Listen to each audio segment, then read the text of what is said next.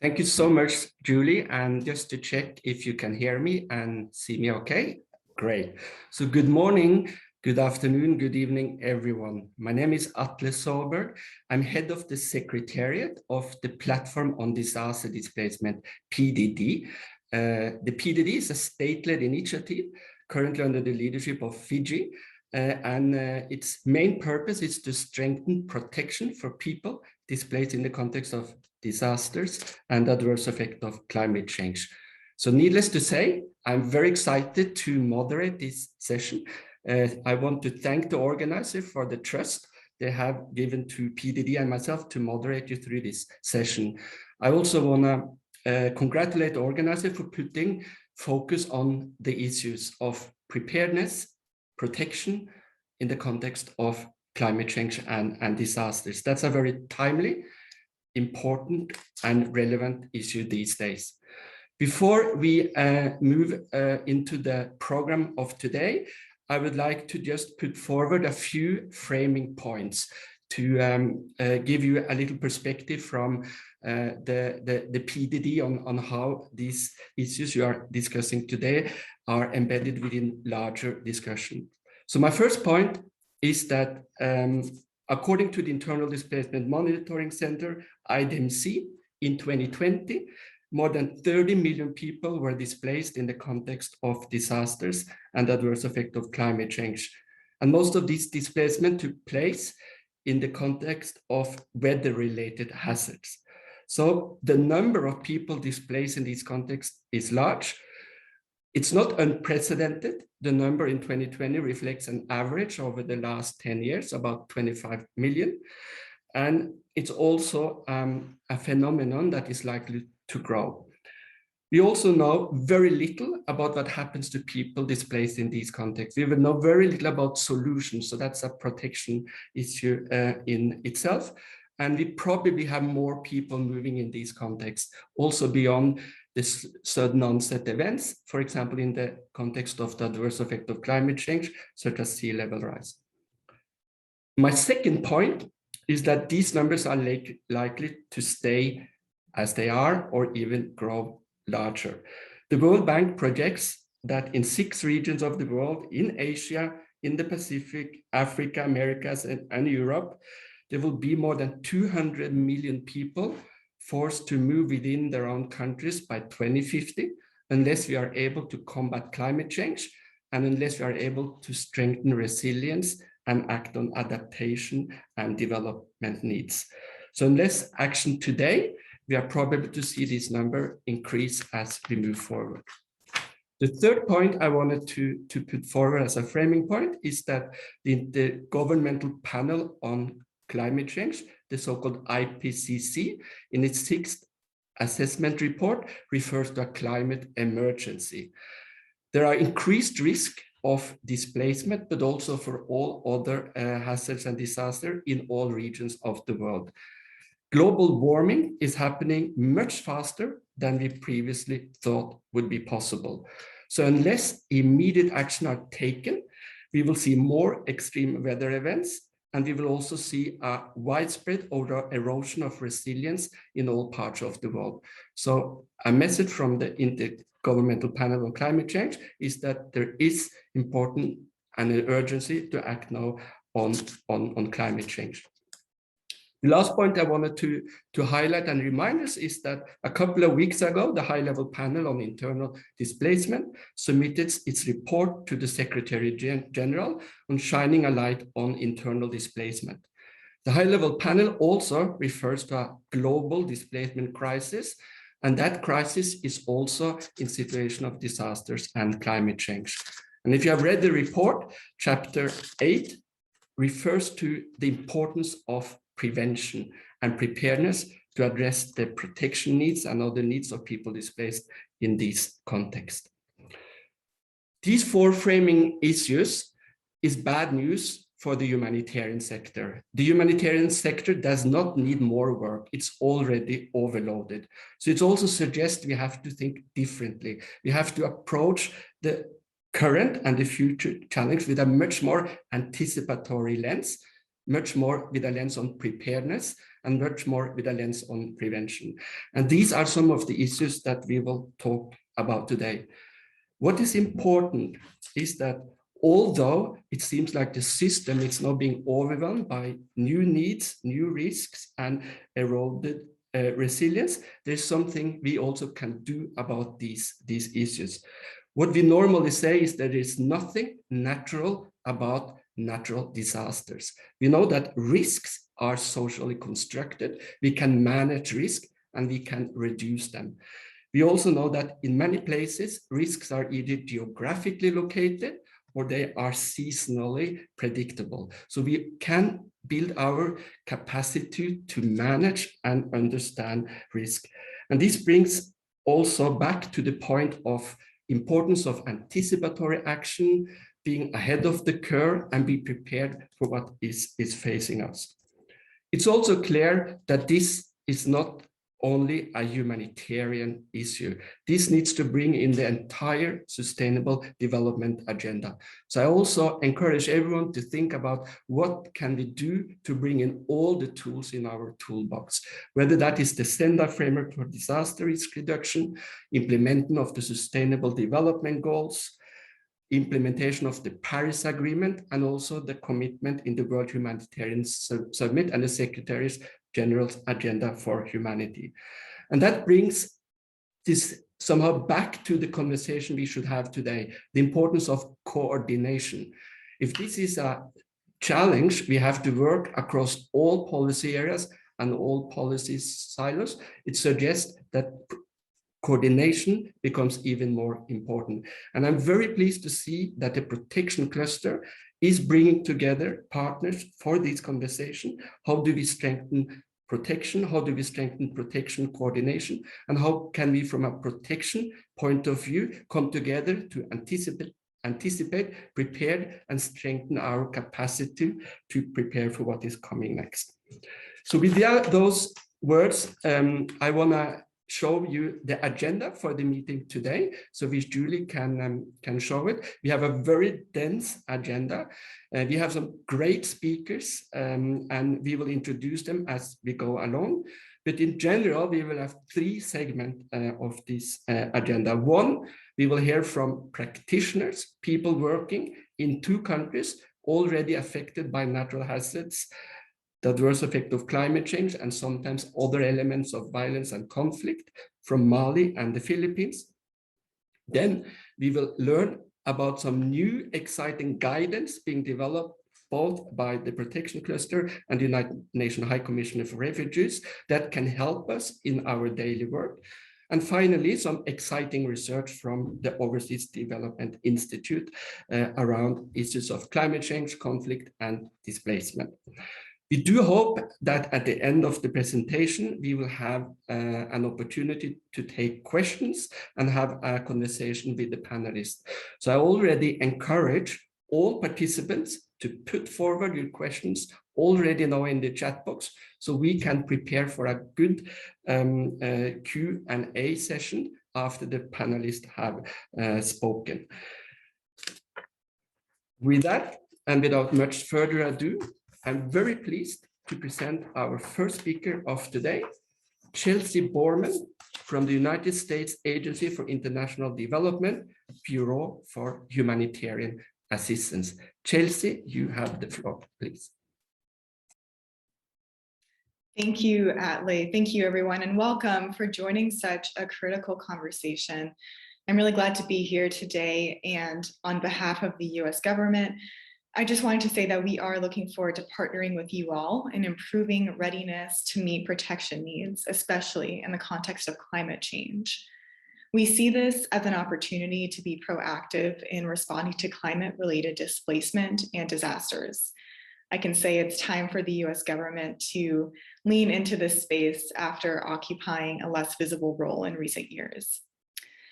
As a community, we have major challenges ahead, but if we come together as we are now, building off of the coordination aspect that Atle just mentioned, we can take learning from past experiences to inform our next steps. So a few words from me. Humanitarian crises have a disproportionate impact on already vulnerable and marginalized groups, and the climate crisis is no different. As with all humanitarian crises, climate change and the negative coping strategies that families and communities will employ in response to this crisis will expose women, girls, people with disabilities, and other already marginalized groups to heightened risk of abuse, violence, or harm. As a community, we must approach our efforts to respond to the climate crisis by prioritizing the protection of those we serve, ensuring that local communities, particularly women and youth, are recognized as protection and safeguarding experts. The US recognizes the life-saving and essential nature of protection service delivery, the integration of safe programming across all sectors of response, protection from sexual exploitation and abuse, and accountability to affected populations across all our responses to the climate crisis, as with all disasters. And that said, protection actors have a special role to play in this effort, especially because this community, by the nature of its work, already has close partnerships with local organizations and communities. Preparedness is a long game that will only succeed if those directly impacted, who are there before, during, and after the disaster, are steering the ship. So I'm really looking forward to hearing from you what's worked and what should be prioritized going forward. I'm especially interested to hear the perspectives of our colleagues from Mali and the Philippines and how we can learn from their experiences.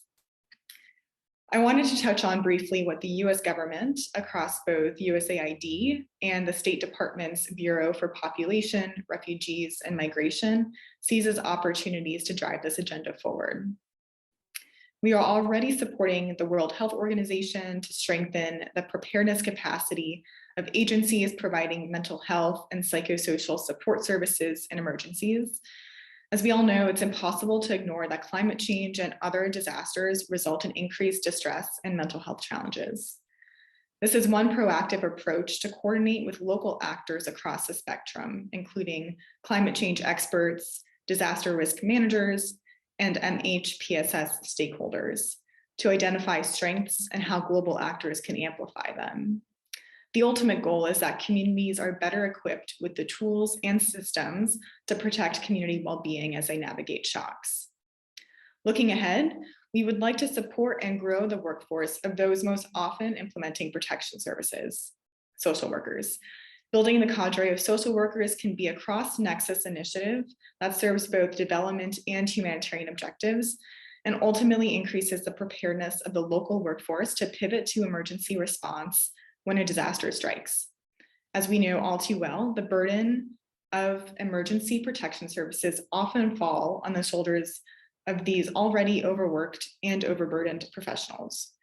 So how can we, thinking both globally and locally, increase the pool of social workers and provide better tools and resources to them? Another area that is ripe for further investment is providing protection services and information to people on the move. This need is only growing, as Atley also mentioned, and will undoubtedly increase with populations moving as a result of climate change. And we have to be prepared with contextualized approaches that serve such populations. This includes recognizing how crucial it is to convey up-to-date information and developing innovative information sharing platforms to do so. We've seen protection actors demonstrating agility and adapting models for static services to keep up with the movements of those in need. And I think it's important to ask, how can we build on our learning from COVID, especially in providing remote support and using digital technology to convey information to better support people on the move and as a community move with them. Continuing on the topic of displacement, I wanted to note that on Thursday, October 21st, the US government issued its first report on the impact of climate change and migration, officially recognizing the link and impacts climate change has on human population and migration flows. In collaboration with the National Security Council, USAID, and other agencies, the US government has developed an overview of climate change and migration that informs recommendations of actions for how our country can better address the effects of climate change impacts on displacement and migration. With the support of our partners, colleagues, technical experts, and leadership, This is just the beginning in shaping US engagement on climate-related migration and displacement moving forward, including guiding how we formulate policy responses regarding the nexus of climate change, climate crisis, and migration. The report also outlines options for protection and resettlement of individuals displaced directly or indirectly from climate change, and identifies opportunities for the US government to work with other stakeholders, including through multilateral engagement, to address these issues and provide a lead role in supporting efforts to mitigate and respond to climate change migration. We are committed to this and will continue working on scaling up early warning systems, disaster risk reduction, and climate adaptation programs to address the needs of the most vulnerable and to strengthen their coping capacities, specifically for those migrating due to climate change impacts. Finally, and I know I've spoken for quite a while already, we must be prepared to address protection as a broad set of needs that cut across both our subsectors and even integrate into others, such as livelihoods. I know clearly this community is already on top of this, as there is a session later today on shaping protection case management. But as we build our own systems and capacities in anticipation of climate and other disaster-related needs, let's make sure to collaborate with colleagues within and outside our communities. We are all here today in pursuit of a more proactive approach to disaster preparedness, one that does not exclude protection actors, but instead recognizes how much this sector can contribute to the larger effort. So thank you so much to the GPC, the organizers, and the presenters for inviting me to open this session. And on behalf of the US government, we are very grateful for your partnership and look forward to continued collaboration. Thank you.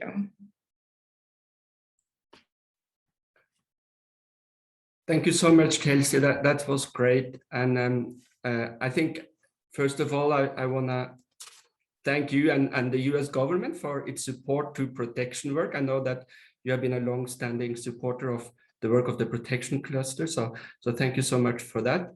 I think the report you mentioned by the White House report on the impact of climate change on migration is very welcomed. And I think we're all very excited that the Biden administration asked for the report, and we now see the report. So maybe I can ask the organizer to put a link in the chat box, because I think that will be useful reading for all of us.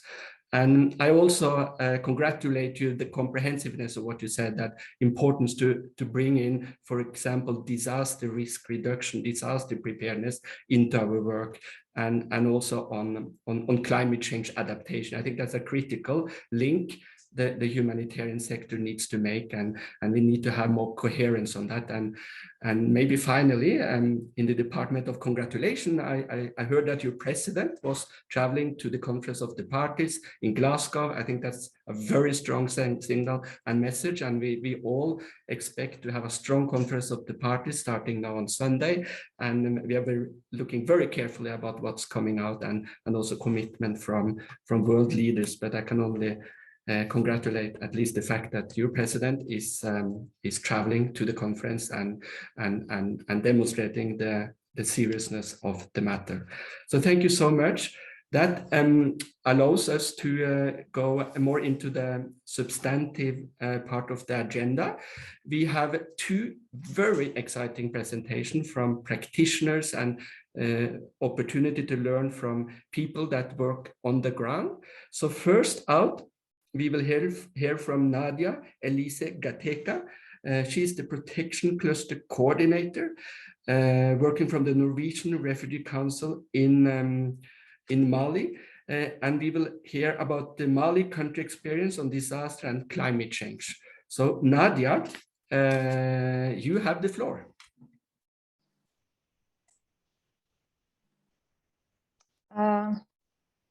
Est-ce que vous m'entendez? Can you hear me? Yes, good.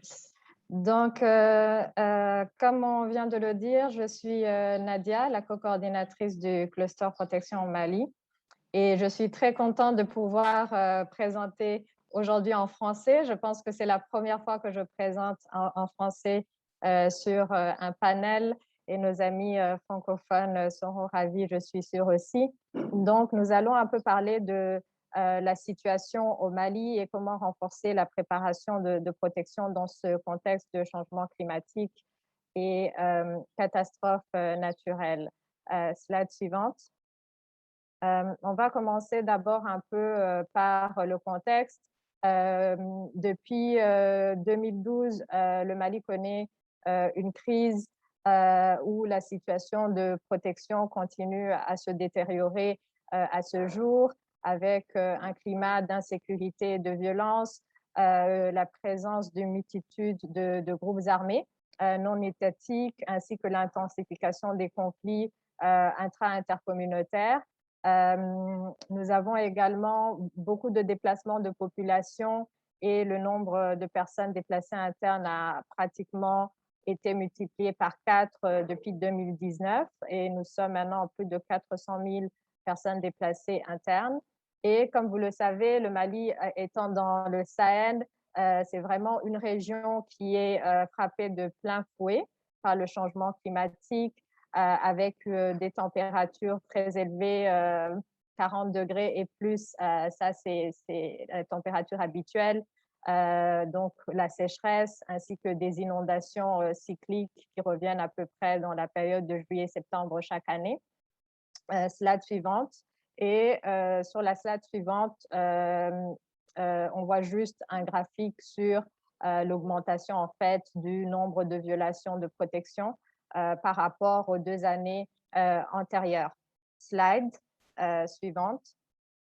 Maintenant, nous allons un peu voir un peu plus la relation entre les dynamiques de conflit, sécurité et les ressources naturelles, ainsi que le changement climatique. En fait, non seulement il y a le conflit lié aux problèmes sécuritaires, etc., avec beaucoup de violations des droits de l'homme, mais dans un contexte comme le Sahel, où les ressources naturelles sont déjà limitées à cause du changement climatique, on va assister à des conflits intra- ou intercommunautaires qui seront parfois liés, comme on a pu l'observer, au contrôle des ressources naturelles, que ce soit les terres, les pâturages, les sources d'eau, etc. Et étant donné que cette tendance revenait régulièrement dans les discussions au cluster protection, après réflexion, l'année passée, nous avons activé un groupe de travail logement, terre, propriété et ressources naturelles, en fait, qui va nous permettre de mieux évaluer et répondre à ces questions en travaillant avec des acteurs spécialisés sur la question. Par ailleurs, le document d'orientation du GPC sur le changement climatique met l'accent sur le besoin justement d'évaluer et de considérer ces questions, que ce soit dans les plans de préparation ou de réponse aux urgences. Slide suivante. En plus de ces conflits qui sont peut-être directement liés au changement climatique, on a aussi les conflits habituels qui vont également avoir un impact sur les populations, c'est-à-dire qu'on va avoir des attaques de villages où souvent on va avoir du bétail qui est enlevé, des greniers qui sont brûlés. On va avoir des restrictions de mouvement, parfois avec des encerclements de villages, et les populations donc n'ont pas accès à leurs champs ou à leur pâturage, alors que les ressources naturelles sont déjà limitées. Cela va créer également des mouvements de population et aura pour conséquence la perte de moyens de subsistance. Et on a vu que cette perte de moyens de subsistance va renforcer le risque, comme l'a dit Chelsea tout à l'heure, de voir apparaître des mécanismes d'adaptation négatifs. Ça peut être pour le cas du Mali comme l'augmentation du recrutement des enfants ou les jeunes qui rejoignent les groupes armés. Ça peut être les mariages précoces, le travail des enfants comme dans les mines d'or, etc. Slide suivante. Au niveau des inondations, comme je l'ai dit au début et comme vous pouvez le voir sur les photos, ça c'est des photos des inondations au Mali. Nous avons des inondations cycliques, donc c'est une question qui revient sur le tapis chaque année. Et ces inondations vont également créer non seulement, on va avoir des morts, des blessés, mais également des déplacements de population, des séparations familiales, ou un peu pour renforcer aussi le message de Chelsea tout à l'heure, on va souvent voir les personnes les plus vulnérables, notamment les personnes âgées et les personnes handicapées, qui risquent un peu d'être laissées derrière quand les gens doivent fuir ou prendre des décisions sur comment gérer la situation. Donc, au niveau du cluster protection Mali, nous travaillons régulièrement avec le gouvernement du Mali sur les plans de contingence en fait en matière d'inondation, où chaque cluster en fait est invité un peu à donner sa perspective et sa contribution. Donc, ces plans se font bien aussi bien au niveau national qu'au niveau régional. Et c'est un bon exemple, je trouve, pour renforcer en fait la collaboration entre les clusters et le gouvernement, en fait, qui a la responsabilité première de la protection des populations, et ça crée également un lien avec les acteurs de développement qui travaillent souvent plus sur ces thématiques-là. Nous avons également, depuis 3 ans maintenant, en tout cas au moins les 3 dernières années, où nous analysons les chocs principaux que connaît le pays lors du développement de l'analyse des besoins, le HNO, et les inondations et sécheresses font partie justement des chocs que nous avons analysés en tant que cluster protection, mais aussi sous l'angle intersectoriel, par exemple avec le cluster abri, le cluster éducation, etc. Quelles sont alors peut-être un peu nos perspectives, et c'est ma dernière slide, la slide suivante.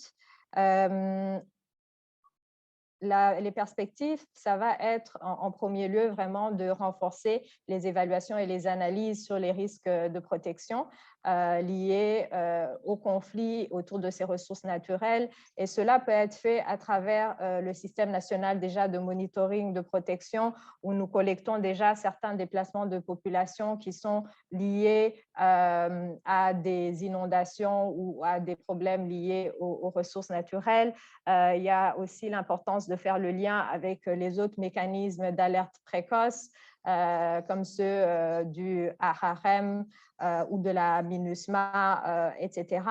Nous avons également les évaluations rapides de protection et enfin le groupe de travail logement, terre et propriété qui va nous permettre d'approfondir et d'avoir des données. Et avec ces analyses, en fait, nous pouvons analyser comment les personnes dans les différents groupes, que ce soit les hommes, les femmes, les filles, les garçons, les personnes en situation de handicap, les personnes âgées, etc., sont impactées différemment et donc comment on pourrait répondre différemment en tenant compte de leurs besoins.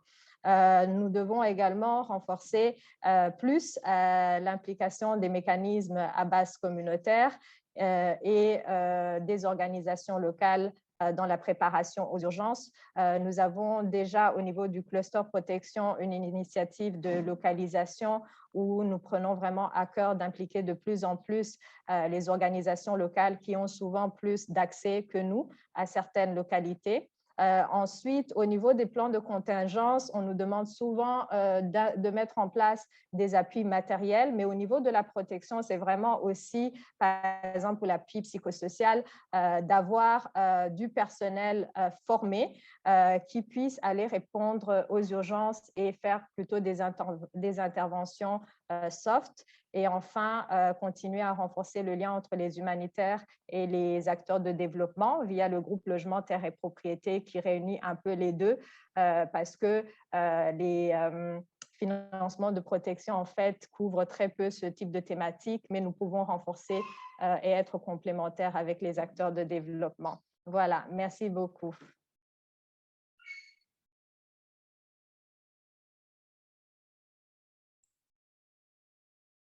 Thank you so much, Nadia. That was great. I think there's so much to learn from your experience, and I picked up on a few issues. The work you do on contingency planning, that's so important, and we all know that when disaster strikes, particularly large one, then it's too late. It has to be planned for much before. So I congratulate the way you you work with the government on contingency planning. That should be a standard operating procedure for every protection cluster to be engaged in that contingency planning and early warning. So congratulations. And I think you also highlighted an important point that brings you together with other players that are important in this area, such as development. I also think you highlighted some very important aspects around protection starts at community level. People are aware or should be aware of the risk. That's where you can strengthen protection. And I also think there are some very interesting work you're doing on the working group on housing and property. So again, very, very interesting. And thank you so much for this very comprehensive and detailed presentation on some very good practices. I do encourage all of you, as we move forward in the agenda, to put your questions to either Chelsea or Nadia, and that will help us around 11:10 when we will open for Q&A. So please post your questions to either Chelsea or Nadia on what they have spoken. So with that, we are moving to another continent, and I'm very pleased to introduce you to Abdul Nasser Binasing, who's the Executive Director of TIACAP Kaliningrad Incorporated. He will speak to us about the Philippines country experience on disasters and climate change. So Nash, you have the floor.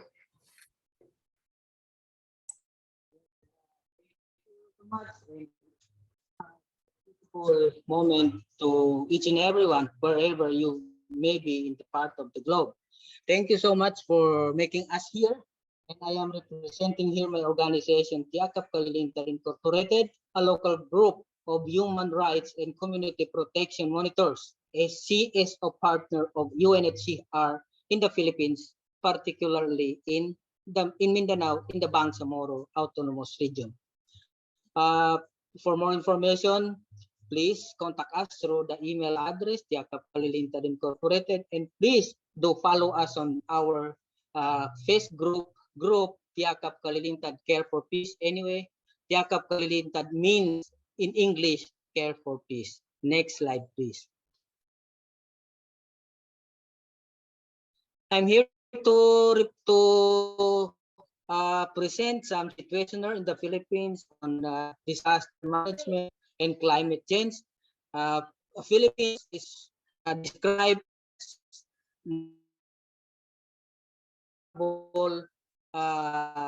country that hosts hazards every year because of its geographical location, and also according to the Center for Research and Epidemiology of Disaster in Belgium.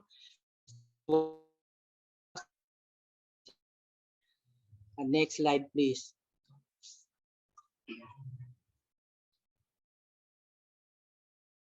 Yeah, we are expecting every year an average of 22 typhoons, and the 5 of it were proven destructive. Next slide, please.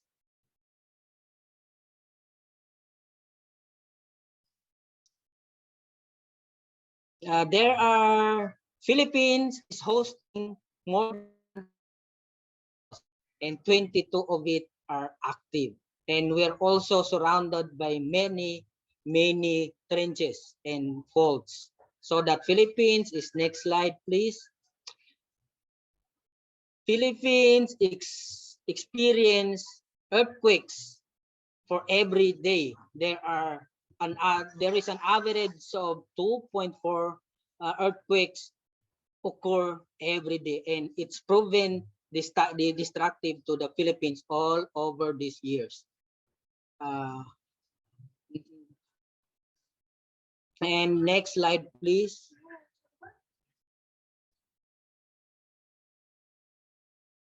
Sorry, I am. And aside from those natural disasters, we are being devastated and affected by the more than 5 decades of complex emergency and war situation, particularly in the Muslim dominated region in the Philippines. Next slide, please. that just recently, 2017, Marawi seeds is the basic that have been flushed out more than more than 500,000 families. And according to the UNHCR Mindanao Displacement Dashboard, there are about 100,000 individuals being in the IDP camps for the month of September, and 84% of those IDPs belongs to the Bangsamoro Autonomous Region in Muslim Mindanao. And in September alone, there are 1,199 families staying in the displacement centers, and we have also recorded 7 casualties, rather, sorry for that, and 6 injuries. Next slide, please.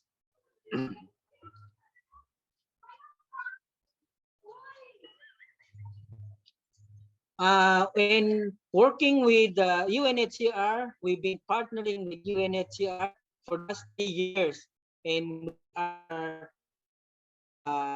together implementing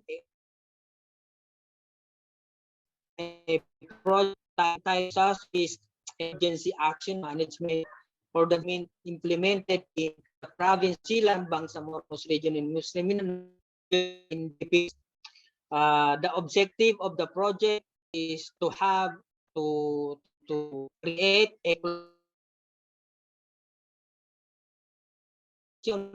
unit and civil organization to address issues on displacement, protection, and human rights, and also the establishment of municipal protection profiles for selected municipalities, and last objective, strengthening of community disaster risk reduction and management. Please.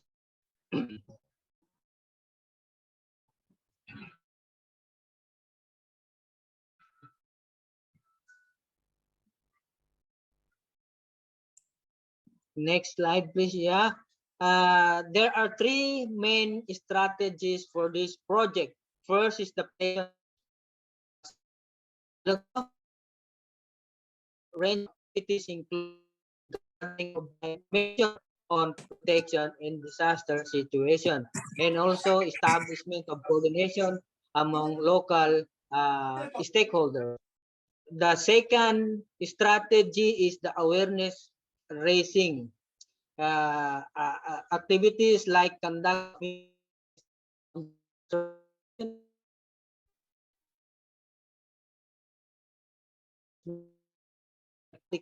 10121 or the National Disaster Risk and the Philippines. We are doing communicating issues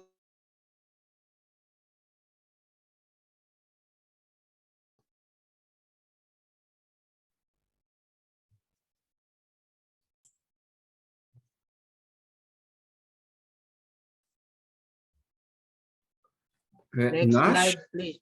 Yeah, I'm still here. Yeah, this is Atle. It seems like you are a little broken in between, but it works. I just want to warn you that we lose you in a few seconds, but it's going okay. I just want to check in with you if there's any chance for you to have some better internet connection, because I think this is so important what you are talking about. We really want to hear you loud and clear. Yeah, thank you so much for the warning. Actually, we are having a difficulty right now. We are being affected by the heavy pour down of rains as of the moment. So can you hear me now? Yeah, much better. Where did I? Yeah, where did I stop? Yeah, no, I think it's okay now, and actually very good right now. We get really the essence of what you're saying. So I just wanted to warn you, but over to you again. Thank you so much. Thank you so much, and please to the next slides.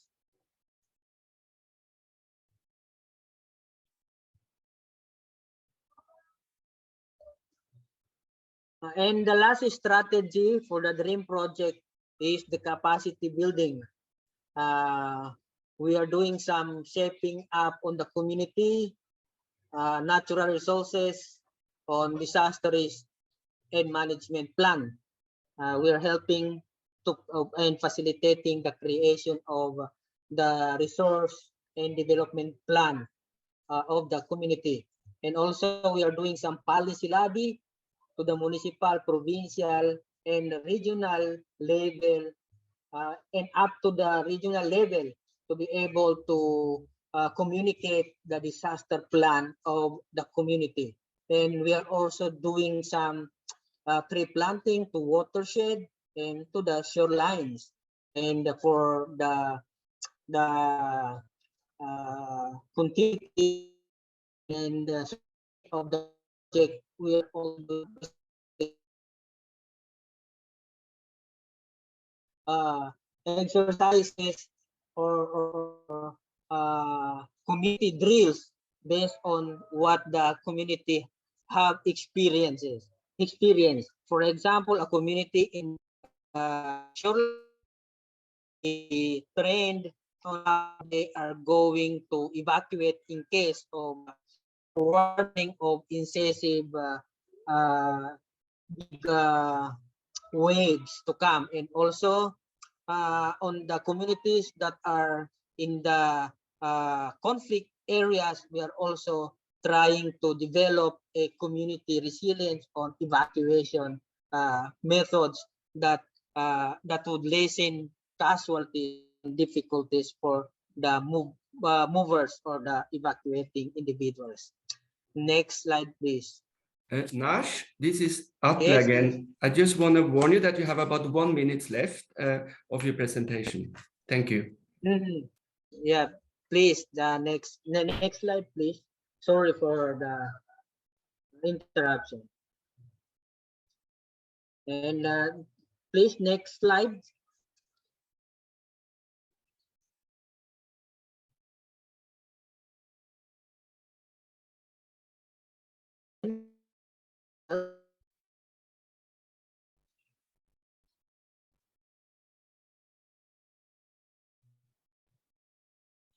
If you can hear me, please let us move to the next slide.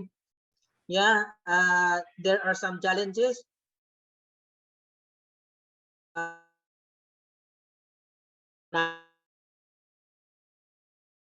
Very young autonomous region governance who has just started period in 2019 and was understand the low capacity and limited resources by the LGOs we are working with. And also we are having some difficulties in the area of Basilan because the province of Basilan is composed of small islets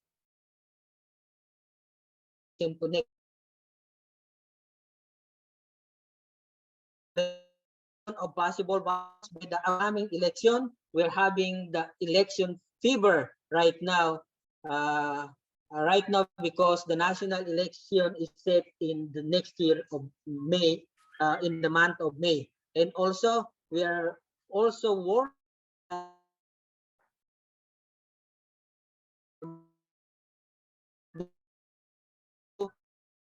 of the disengagement, the UNHCR for the that's all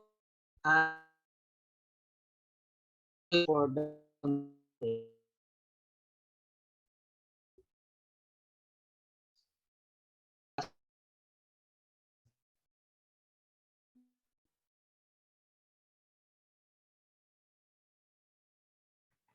Nash, thank you so much for this presentation. Can you hear me okay?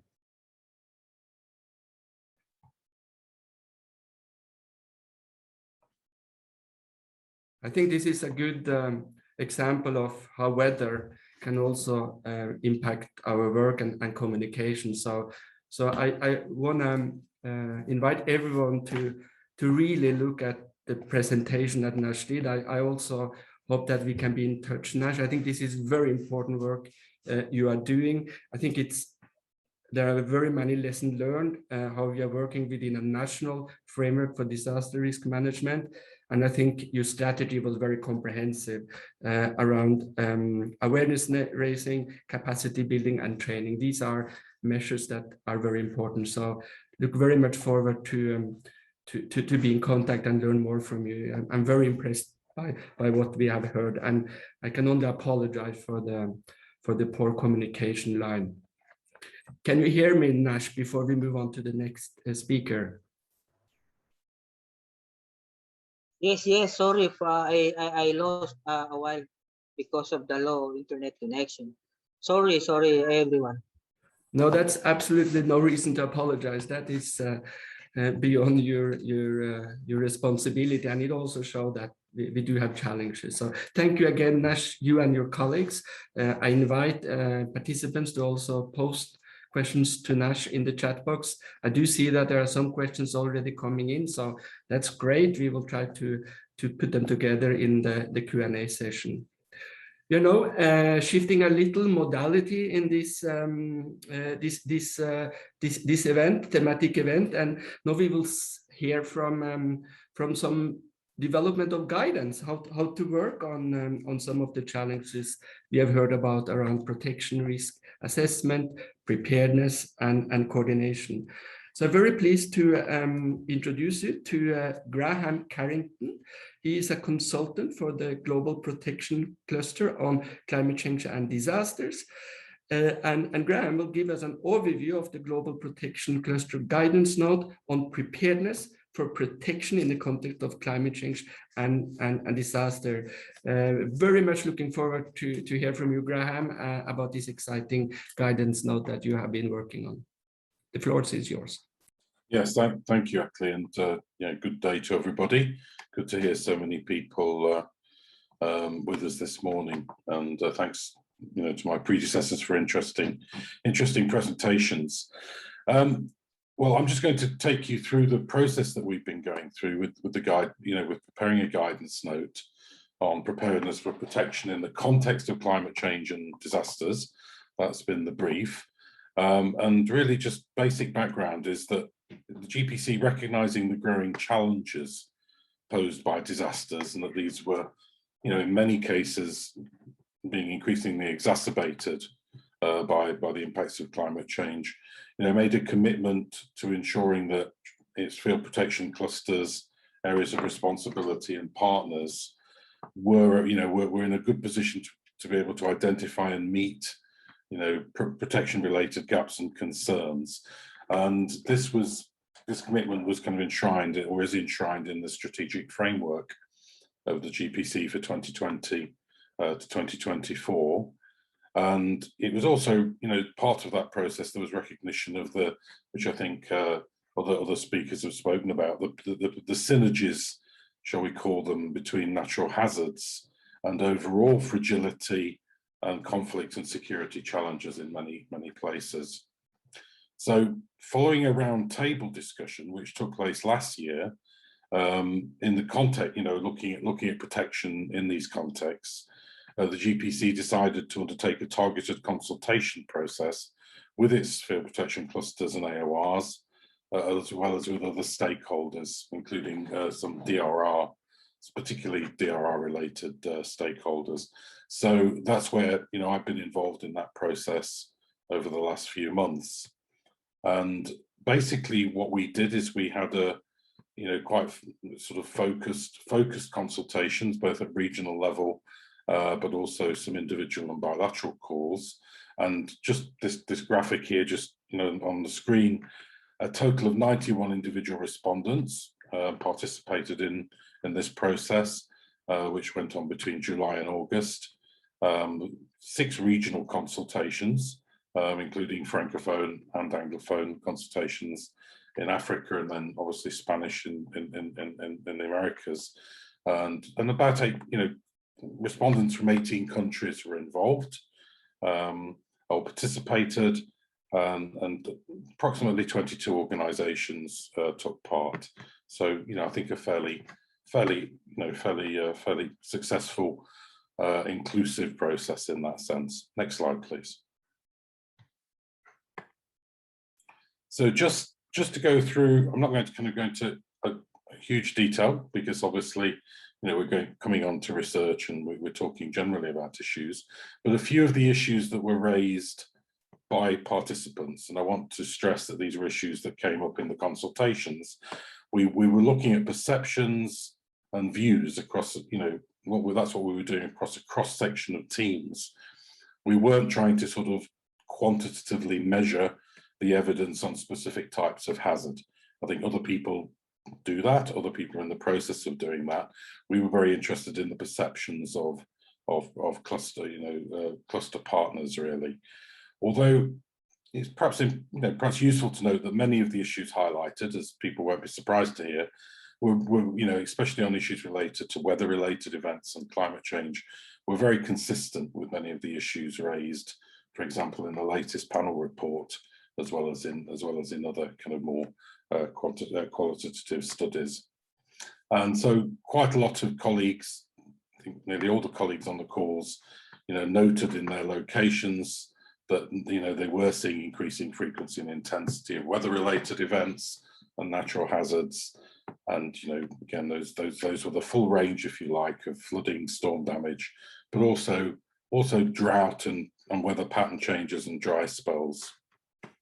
It was noted that one of the issues that did come up is that it was noted that slow onset hazards and drought were not always recognized, perhaps in humanitarian contexts, as quickly by some of the agencies as more sort of rapid onset events. And that's particularly the case perhaps where issues are perhaps chronic and prolonged over a long period of time with slow burning impacts on livelihoods rather than dramatic changes. It was also noted that health and disease impacts were seen as well. We asked questions about groups in vulnerable situations, and it was broadly, people said that in many situations these were the same groups that were seen frequently. For example, the most marginalized socioeconomically, as well as those with disabilities. There was a strong gender component to vulnerability. It was noted that but it was noted that there were also some differences that were being seen in terms of the emergence of long-term trends and changes in livelihoods, which was starting to impact groups differently and produce perhaps slightly different protection concerns. Also, secondary impacts were highlighted by quite a lot of colleagues. So the issues related to multiple displacement due to multiple events. Also issues related to forced evictions, which will be familiar with our land and housing colleagues. And then in several instances within fragile states, people noted that the challenges, as Nadia said, the challenges that people were seeing between insecurity, natural hazards and disasters, and that there was a synergy in many occasions, many situations which had implications for protection. In terms of priorities, people talked about the fact that, in a sense, there was the opportunity perhaps with many natural hazards, they did present at least opportunities for mapping of both hazards and populations.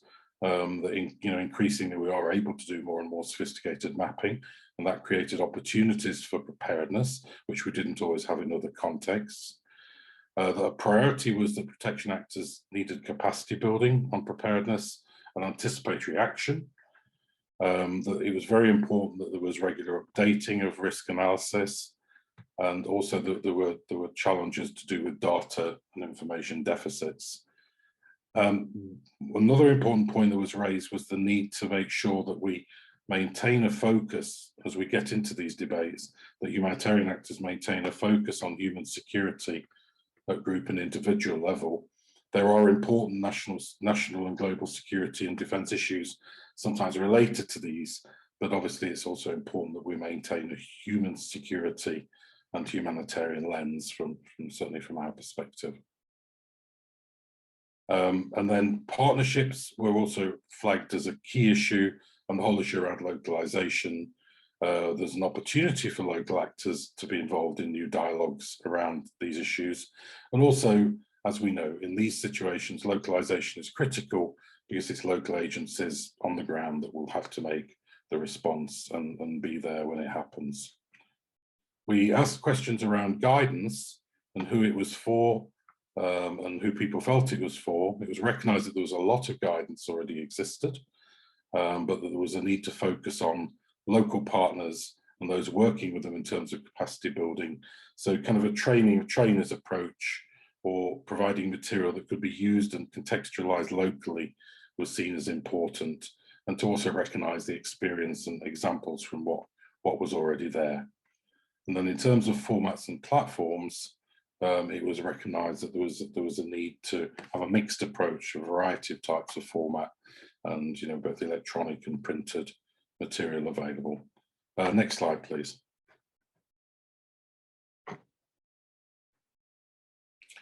Okay, so in terms of what, using that information very quickly, what we're trying to do as we develop the guidance is we came up with a few key issues which we thought were of particular importance.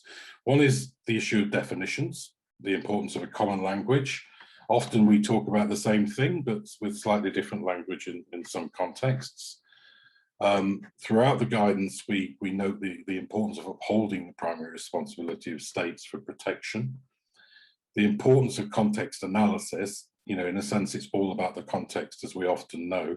There are key principles, key issues, but you can't, in a sense, can't replace the importance of local context analysis.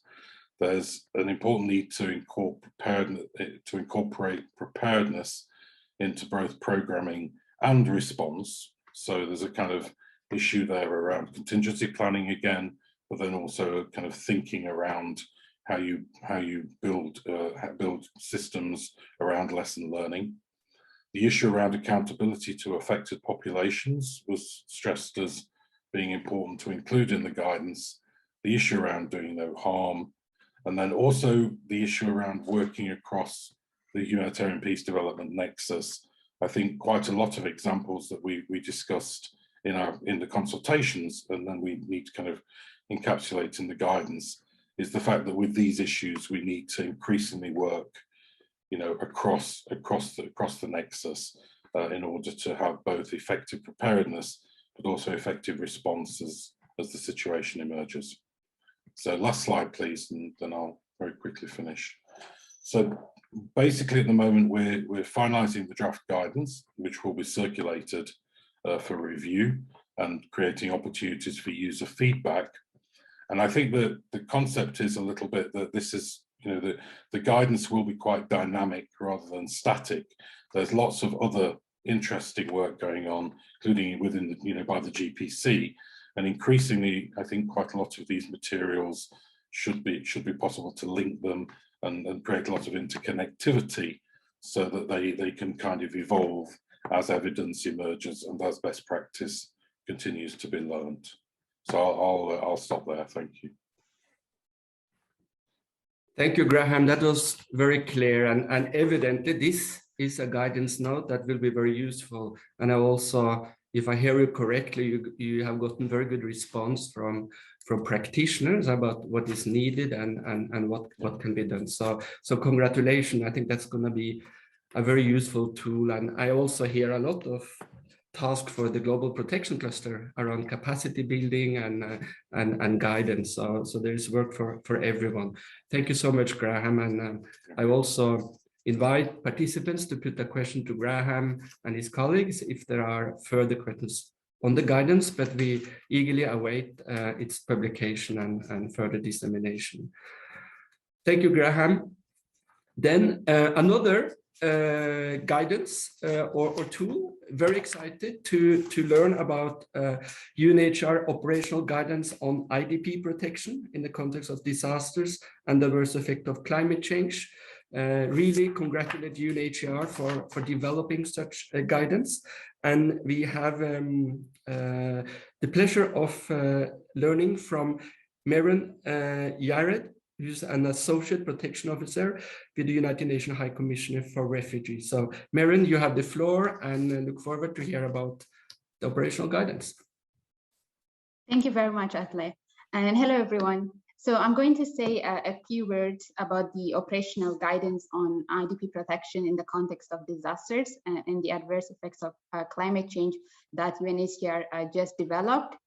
This guidance is very important and timely because internal displacement in the context of disasters and the adverse effects of climate change is a major problem. Atle mentioned it before, but I'm going to repeat it again. In 2020 alone, more than according to the IDMC, more than 30 million people were internally displaced in the context of disasters, which is a staggering figure, far higher, actually more than 3 times higher than conflict-induced displacement. And in many cases, it is people who are already displaced that are forced to flee again, mainly due to their substandard living conditions, as seen in the case of Haiti and Somalia, where hundreds of thousands of people were displaced multiple times as a result of disasters. And people displaced in the context of disasters and the adverse effects of climate change face serious protection risks, including family separation and gender-based violence. It is therefore critical and very, very important that we respond to their protection needs. So it is to effectively respond to these protection needs that UNHCR developed this guidance, and it was developed in consultation with colleagues in country operations, as well as regional bureaus and several divisions at the headquarters level. And what the guidance does is it clarifies UNHCR's engagement, both as a cluster lead agency for protection and as an operational agency engaged in delivery of protection and assistance. So as per the guidance, UNHCR's involvement includes engagement in anticipatory actions, which is quite important because thanks to science, certain events can be predicted, allowing us to undertake anticipatory actions. And the other is preparedness. For example, UNHCR can get involved in preparedness through ensuring that protection is central in all preparedness efforts through protection mainstreaming. And finally, the guidance outlines UNHCR's engagement in protection response, including by listing a range of possible protection responses to several protection risks that arise during disasters. So this is just a brief overview and introduction of the guidance. In the coming weeks, we will organize a separate webinar to discuss the contents of the guidance in detail. We will send the invitation to cluster partners through the GPC, so please join us then to discuss this very important and timely guidance in further detail. Over to you. Thank you so much. Over to you, Atle. Thank you, Miriam. Excellent. And maybe the organizer can put the link to the operational guidance in the chat box, so participants can already have a look at it, and also maybe bring to everyone's attention the High Commissioner's strategic framework for climate action, which is also a very welcoming development in terms of UNHCR's engagement with climate change challenges and also displacement in the context of disaster and adverse effect of climate change. I also invite everyone, if there are questions to Miriam on the guidance, please put that in the chat box. We will now break for about 3 minutes for everyone to stretch their leg and turn off the video if they so desire, and get a cup of coffee and stretch out, as I can see Julie is doing. So I see on my watch that is 11:05, so we will invite you back 11:08 to continue with our last presentation from the Ombudsman. Thank you. With the world rushing by, not a trace of how I knew her from the talk around the town, to a place where I can hold her, till I found myself asleep. How hard it is to find out when the waters run too deep. But baby, baby, don't you cry.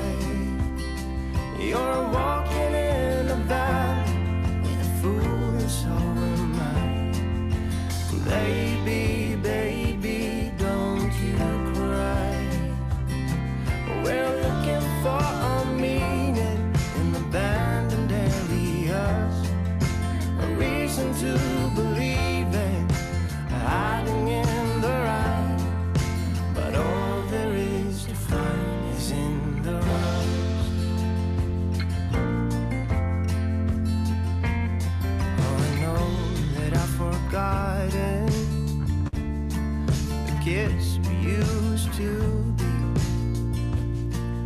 Stranded in our moments, thieving highs and making scenes until the break of morning, while the radio is blind. But we never said what's needed, for I was yours and you were mine. But baby, baby, don't you cry. You're walking in the valley with a fool, so am I. Oh, baby, baby, don't you cry.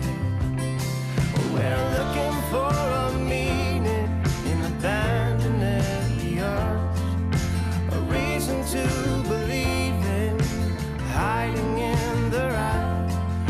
But all there is to find is in the rust. Oh, oh,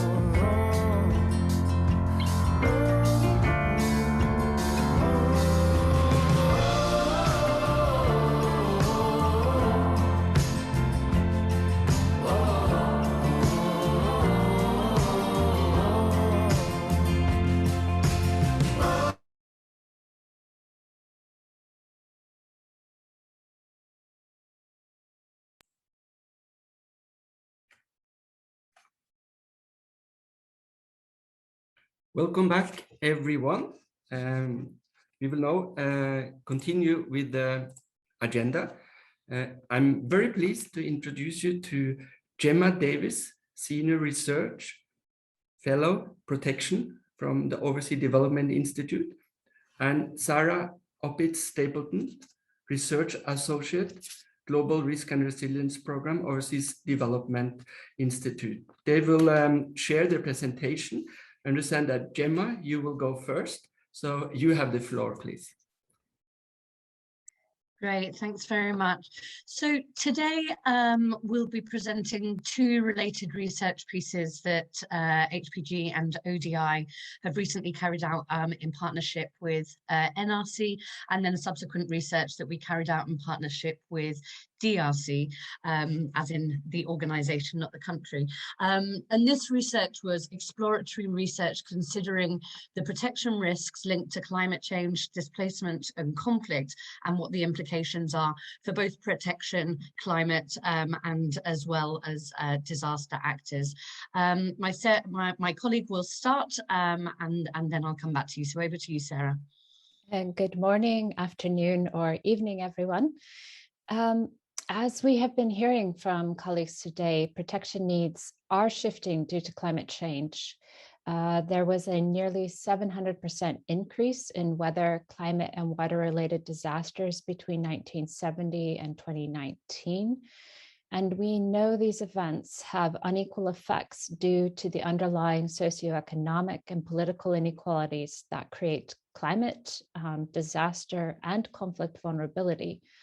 12 of the 20 countries estimated to be most vulnerable to climate-related events in 2020 were also suffering major humanitarian crises, such as Yemen, Haiti, the Democratic Republic of Congo, and the Central African Republic. Displacement, migration, and conflict generate protection risks. Evidence on the direct role of climate change as a factor in migration and conflict is thin, though there is strong evidence that climate change influenced sudden onset extremes is contributing to displacement. And this has been mentioned by some of the other colleagues. I will post some links later in the chat on evidence reviews around climate change influences along various parts of the human mobility continuum that colleagues have done at ODI. But most importantly, we know that displaced people are often settled in remote, marginal, and contested land where livelihoods are difficult and or where they may be exposed to hazards such as flooding. So this also creates for them disaster risks. We also know that environmental degradation is being used as a conflict strategy, Armed actors can fail to prevent the destruction of, or sometimes they even purposely destroy, natural resources or ancestral lands. This increases the vulnerabilities of particular groups and exacerbates violence and conflict. To understand the intersection of climate change, conflict, and displacement, we need to consider vulnerability, inequality, rights, and power. For example, lack of land tenure, weak governance structures, dependencies on climate-sensitive livelihoods, and political disenfranchisement often coexist with human-caused ecosystem changes, such as land degradation, biodiversity loss, soil erosion, and water insecurity. In contexts already characterized by conflict and extremely high rates of internal and cross-border displacement, climate impacts compound the protection risks for people living in conditions of vulnerability where the means to adapt to climate changes are limited. Narratives of climate change in the context of displacement, migration, and conflict can be politicized, and these may be securitized and alarmist.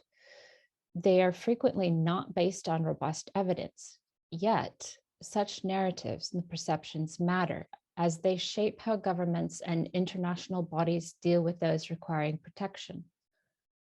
So we asked ourselves, given this evidence reviews, what does this all mean for protection agencies? Some of the needed actions are that we have found is protection agencies need to consider climate change impacts and risks in the protection risk analysis. And as we've been hearing, the context matters. Context-specific analysis to understand and anticipate how hazards are interacting with pre-existing yet dynamic vulnerabilities and exposures to generate new or exacerbate protection risks. Anticipating future protection risks necessitates both climate change projections of future extreme events, but also seasonal shifts, along with scenarios of future population growth, livelihood diversification, land use change, as well as governance changes. There is a need for new collaborations between protection actors, and climate networks are required for joint analysis, policy development, and program monitoring and design. Protection actors need to familiarize themselves with the foundational elements of climate change, while climate actors need to work with the humanitarian and protection sector to consider how to incorporate a protection lens into climate risk analysis, as well as climate mitigation and adaptation programs. We have to ensure that these are conflict sensitive and leave no one behind. So existing protection tools need to take climate stresses into account, and they also need to be flexible to anticipate new protection risks in the face of climate and societal change. As we've heard already previously today, analysis, new implementation approaches and monitoring is needed to adapt anticipatory action, conflict early warning models and instruments, as well as climate resilience interventions. Some protection tools will need to be adapted and new ones might be necessary. So for example, mediation approaches around resource scarcity can be adapted to account for climate change pressures on ecosystems and natural resources. But there's also, as we've heard a bit before as well, a need to integrate conflict early warning mechanisms with other early warning systems relevant to drought and extreme weather conditions to inform the climate and protection implications in complex crisis situations.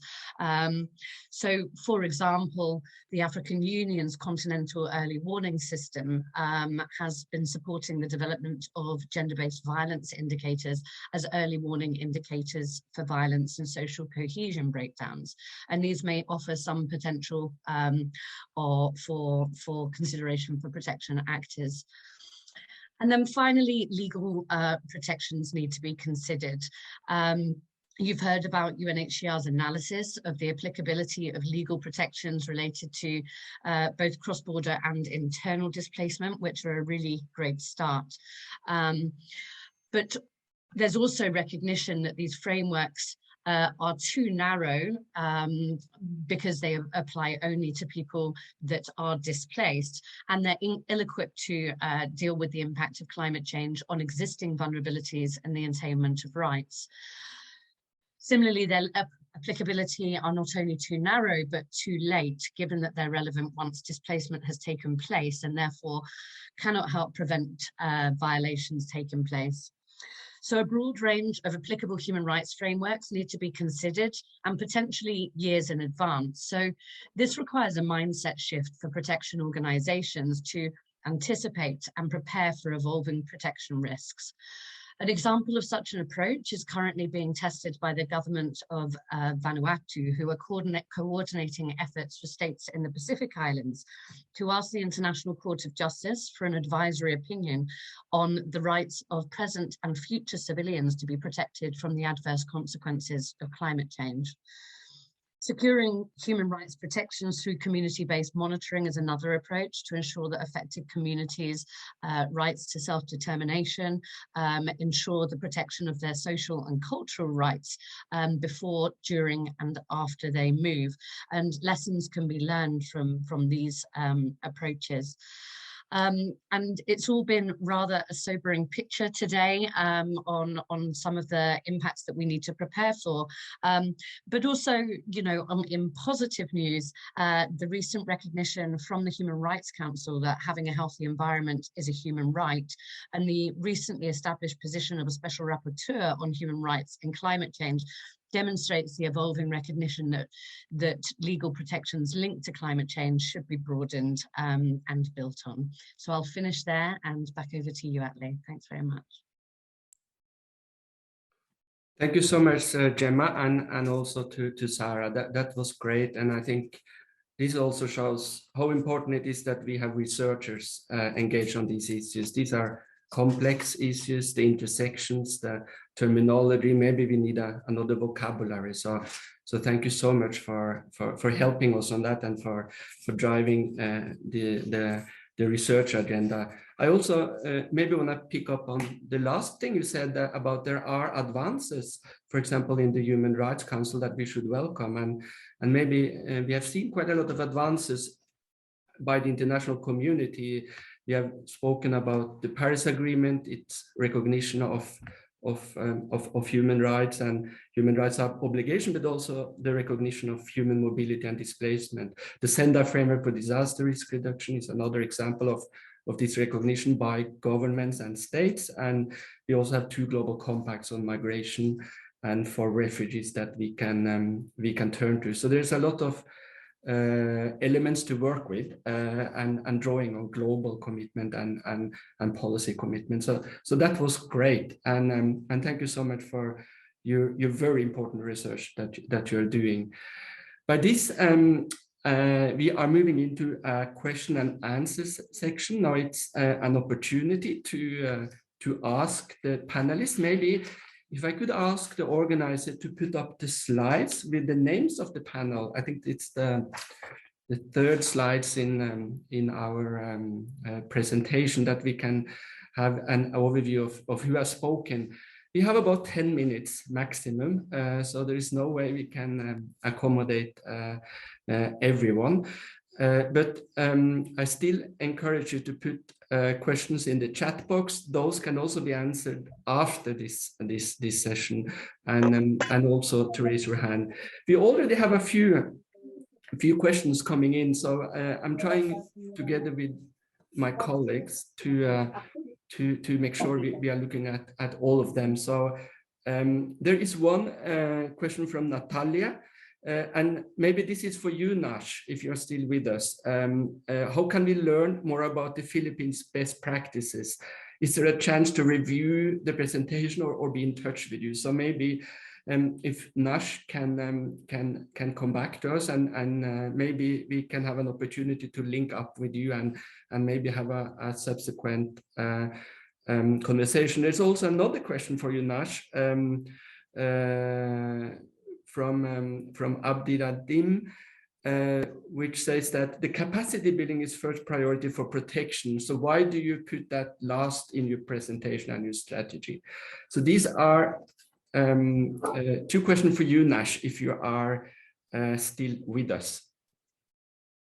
Yeah, Atal, thank you so much, and thank you so much for those very beautiful questions.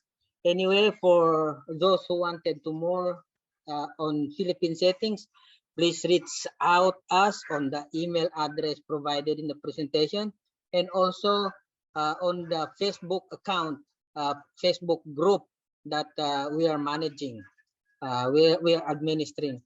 On the first question, actually, I read that on the chat box.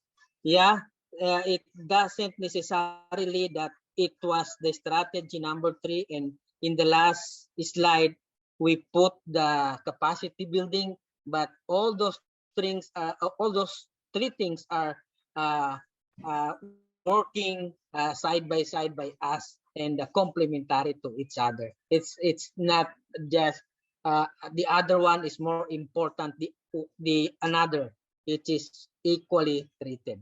Thank you so much. Thank you, Nash. And as you can see, I think people want to have more of you. So please reach out and take up on that invitation from Nash to reach out to him. Meron, I see there is a question from you on housing and appropriate activities. So I will get back to you, but maybe you want to look into the chat. It's from Abdi Mahad from ICLA NRC, if I see correctly, and Norwegian Refugee Council Somalia. The question is, the housing and appropriate activities needs to be increasing in Somalia. So my question is, do you have any planning towards it? Because it's part of climate change. Thanks. So I'll get back to you on this question, Meron. But first, maybe there's a question from George, and perhaps Nadia may want to answer this one.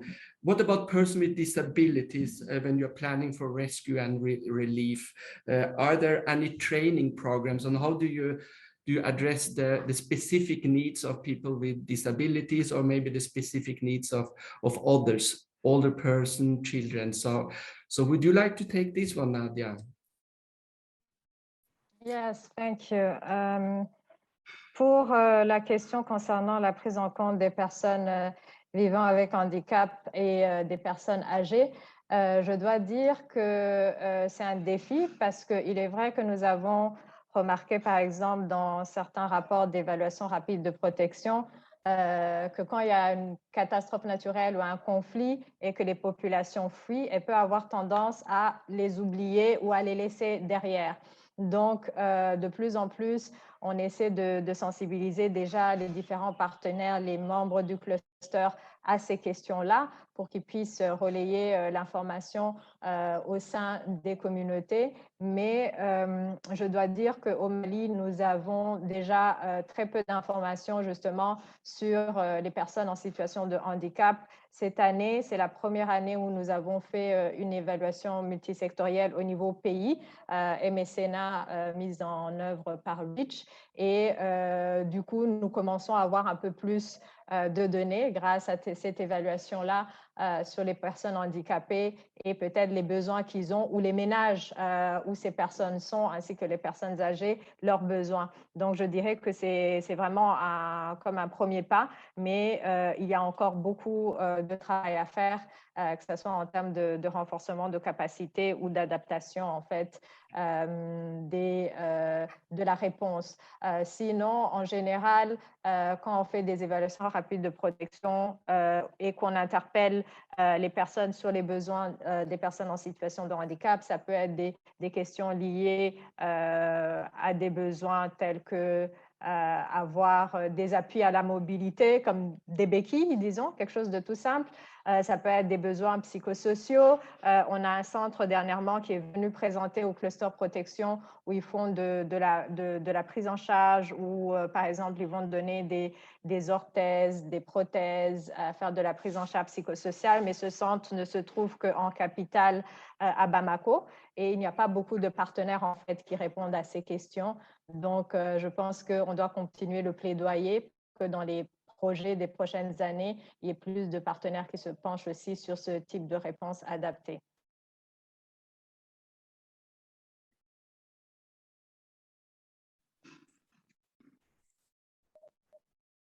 Thank you, Nadia, for that comprehensive answer.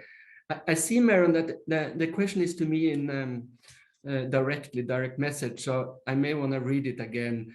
I thought it was also for everyone to see. So it's from Abdi Mahad, Information Counseling and Legal Aid, Norwegian Refugee Council, Somalia. Dear Maron, the housing and property activity, it needs to be increasing in Somalia. So my question is, do you have any planning towards it? Because it's part of climate change. Maron, do you want to take that one?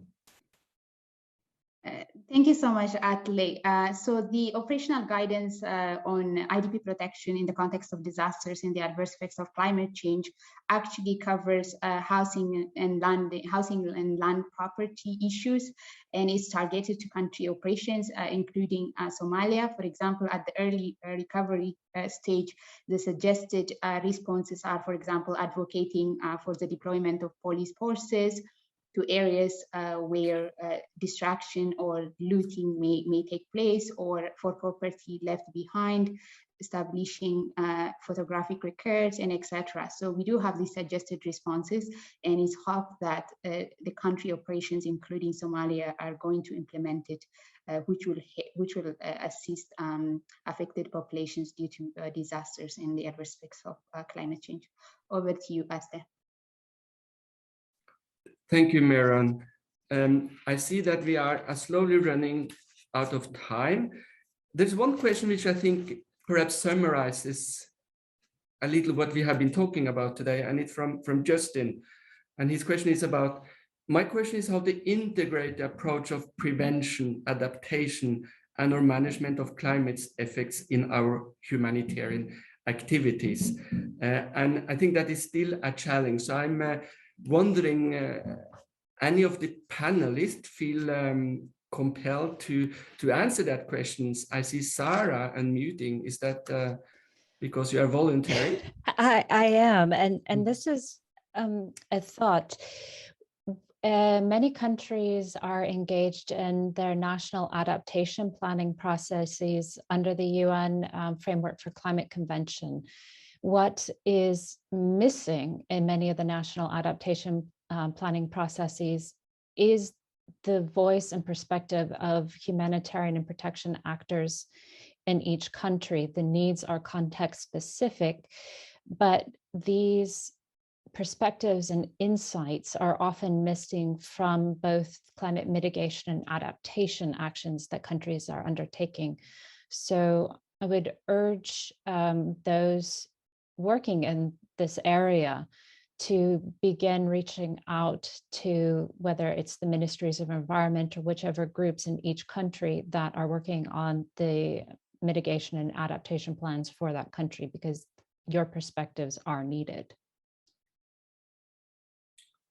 Thank you, Sarah. And I think that brings us to somehow a close, and also to remind ourselves that in 2 days, there is a meeting in Glasgow, United Kingdom, Scotland, the Conference of the Parties under the United Nations Framework Convention on Climate Change. They will discuss these issues. They will have a focus on emission reduction and what is referred to as mitigation in climate change language.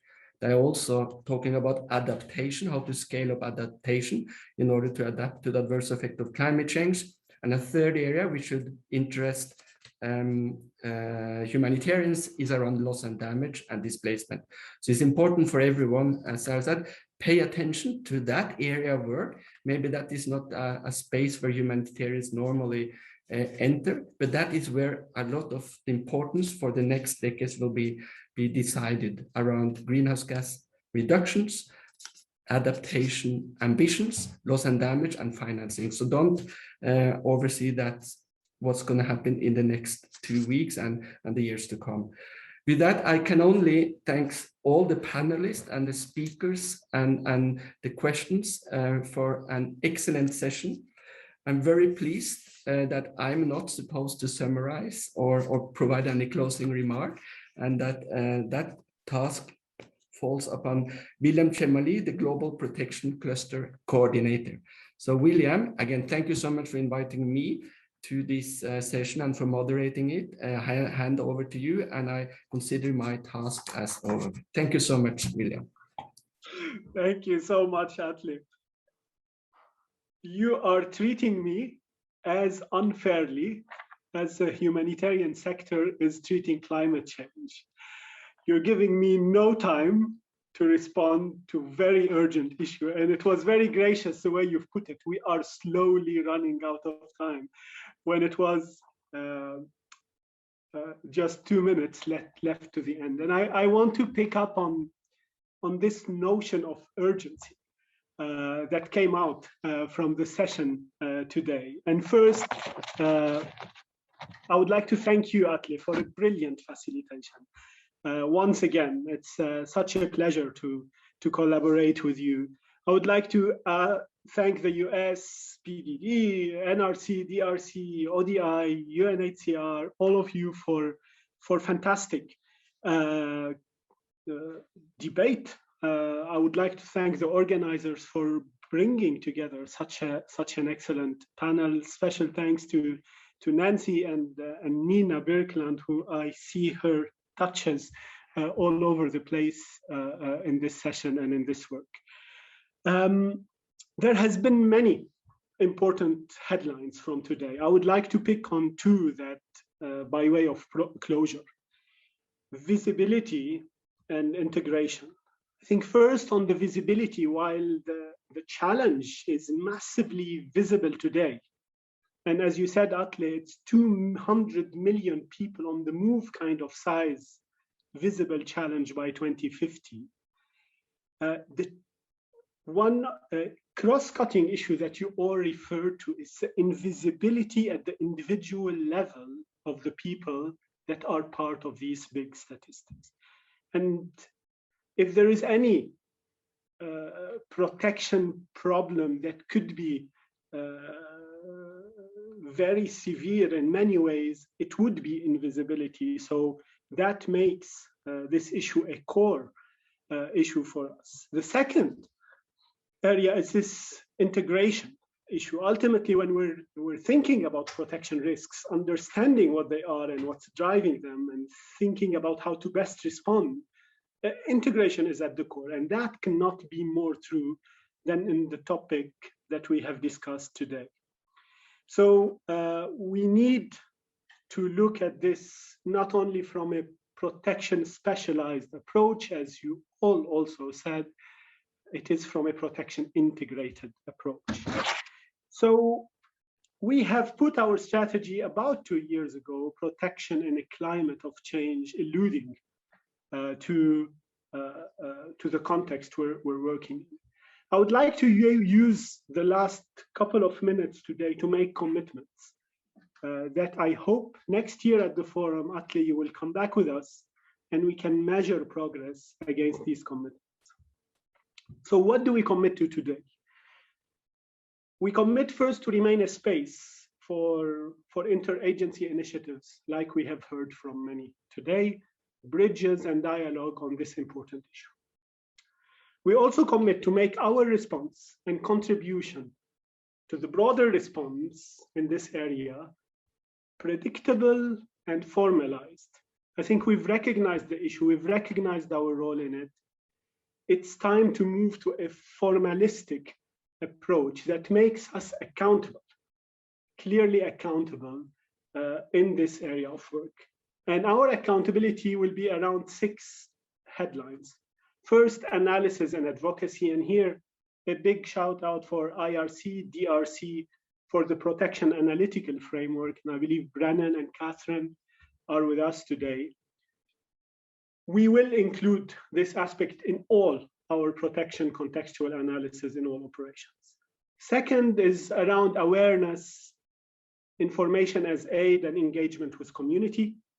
That will be an important area of commitments. The third is preparedness and contingency planning, especially with local actors and authorities. The fourth is specific responses. We are ahead in terms of child protection and GBV, but we need to progress more in terms of MHPSS, youth, housing, land and property, and in general, negative coping mechanisms resulting from shocks. The fifth area of work is our support to social workers, to community workers, to communities who are the first responders as part of our community-based protection. And finally, the 6 areas of commitment will be related to bridging and working with others. And as Sarah eloquently said at the end, we need to be part of this in a more systematic, predictable way when the dialogue is happening at national level. In a broader sense, protection risks discriminate against people and hit some people harder than others. We cannot discriminate when it comes to the kind of risks that we respond to. Climate is a core consideration, an area of work. We should be as accountable in climate response as in conflict response. And we will make that clearly established in the next year, in addition to what is already established. And yes, we have to focus, adapt, and do more, as Gemma said, but we also, as she also said, and that's my closing sentence, we have to have the courage to think different and evolve the whole cluster system to fit a world in a climate of change and much shaped by climate change. Thank you all for an excellent session and have a good day.